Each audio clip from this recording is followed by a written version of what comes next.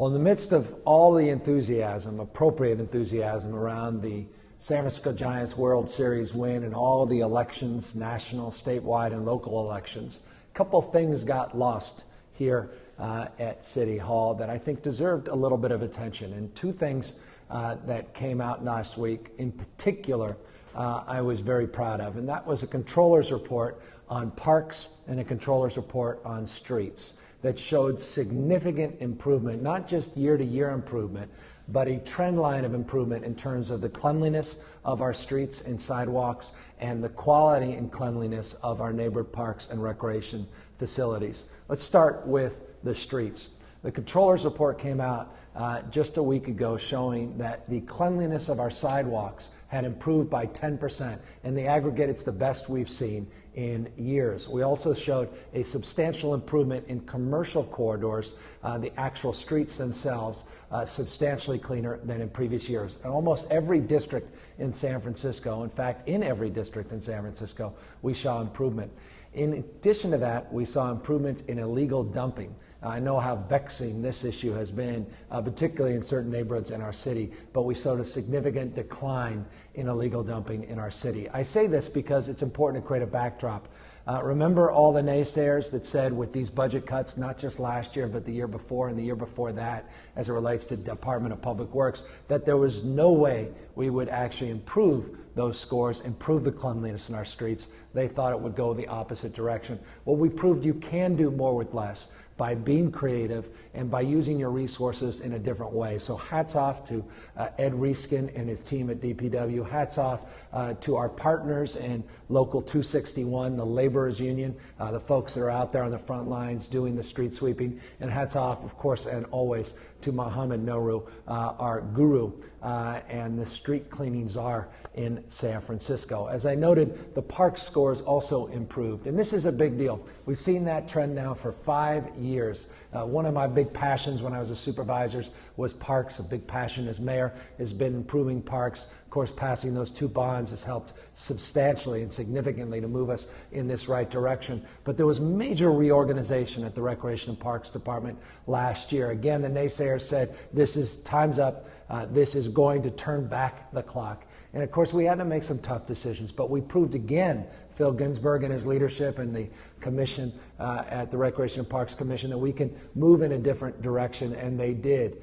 We saw the highest scores in 5 years from the controller's office in the quality of our parks. In fact, 90 parks got a score of A. That's the highest number of parks that have ever gotten an A score. And one of the things that I'm very proud of, I remember a number of years ago we talked on these weekly videos about some of those lower parked scores, meaning the lowest scores, those Fs or Ds or Cs, C minuses. Well, we made dramatic improvements there. I went from 66 parks that received the lowest grades, now just to 14. Still inexcusable, those 14 parks that are receiving failing grades, but 14 versus just 66, or as much as 66 just a short time ago. So again, real progress, two very important reports that go to sort of the basics of governing a city that got lost in all the enthusiasm, appropriate enthusiasm in San Francisco that I wanted to highlight this week in the video. Another thing that may have gotten lost as well were two significant announcements. One was a formal announcement of the opening of Lowe's down in the southeast sector of San Francisco. I remember being in the midst of those contentious debates around the Home Depot coming into that southeast sector location, the old Goodman lumber site.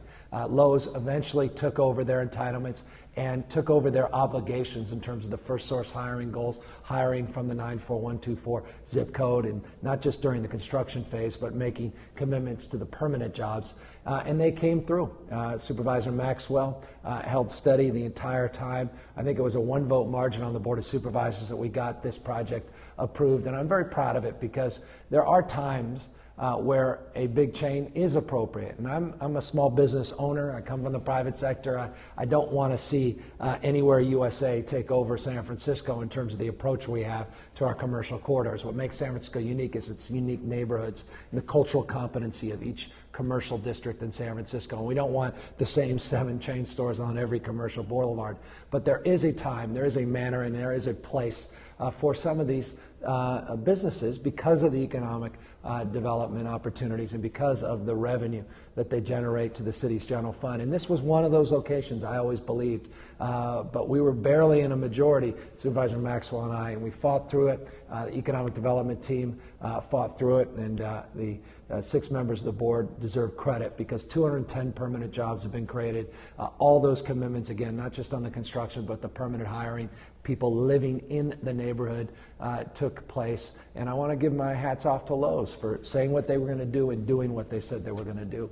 And a lot of lives and a lot of families have been improved because of that. And I just think this whole corridor, you're going to see home improvement stores come up, and we're going to see more economic activity. And I think that will serve us for many, many years to come. So that was something else that may have gotten lost in, again, the enthusiasm around the election and the enthusiasm around the Giants' victory. Another thing that got lost, and this absolutely got lost, was probably one of the most exciting economic development announcements in our city's history. And that sounds like an obtuse statement that may be a bit hyperbolic, except I don't necessarily believe it is. Salesforce, which was a small little company that was started by Mark Benioff here in San Francisco not that many years ago, now has 5,000 employees worldwide and just made a commitment to San Francisco, the likes of which few companies have ever committed. 2 million square foot commitment to San Francisco in the Mission Bay area, 14 acres, 8 parcels that they have purchased. A $278 million purchase. That's not the build out of a new campus that they'll be creating in the Mission Bay area. One of the most exciting high-tech announcements in the United States of America. We were the envy, trust me, of the rest of the country when this announcement was made, but it literally was made the day before the election, and few people saw it. I hope people will pause and reflect upon what this means to San Francisco. Thousands of new jobs, and basically the vision that was established years and years ago in Mission Bay, that vision where we struggled with one biotech company, now 60 biotech companies. We're going to be out there doing a ribbon cutting next week for that 60th biotech company. The Stem Cell Institute, all that work, that vision now being made almost complete. UCSF and the work they're doing in the Children's Hospital, and now these remaining parcels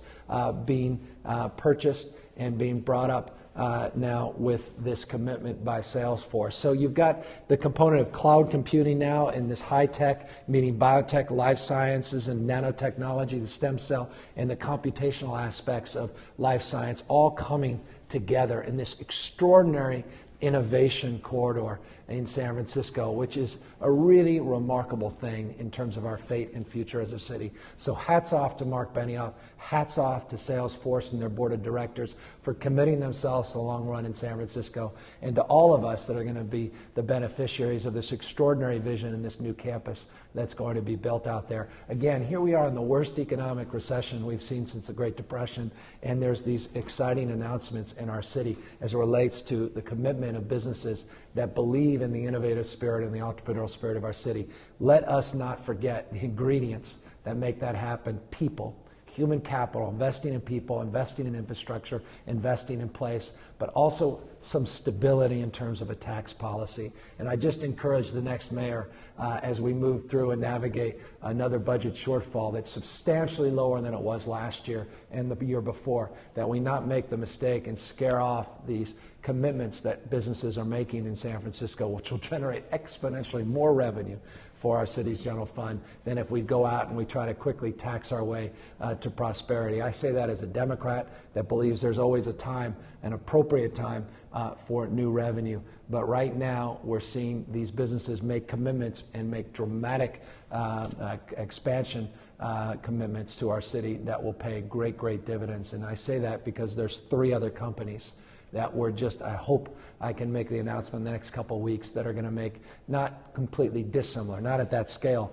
but not completely dissimilar announcements. Zynga announced it a few weeks back. Now Salesforce, a few others that we hope will be making those announcements very, very soon. Two other quick things. We spent the last couple of years, I've been, kind of had a little fun here at City Hall talking about bocce balls.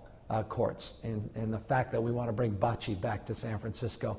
It's a sport that really connects us. It's a vestige of San Francisco's proud past and immigrants that came around the world right off the ferry, off the ferries and the ferry building, and came here and brought their cultural identity, and they made contributions to sport. And bocce ball and bocce courts were a big part of that. And now you have a hard time finding bocce. If you don't have a membership, it's hard to even use a bocce court if you find one. Well, now we're going to have two world-class bocce courts right there at the base of our city, right across the street from the ferry building.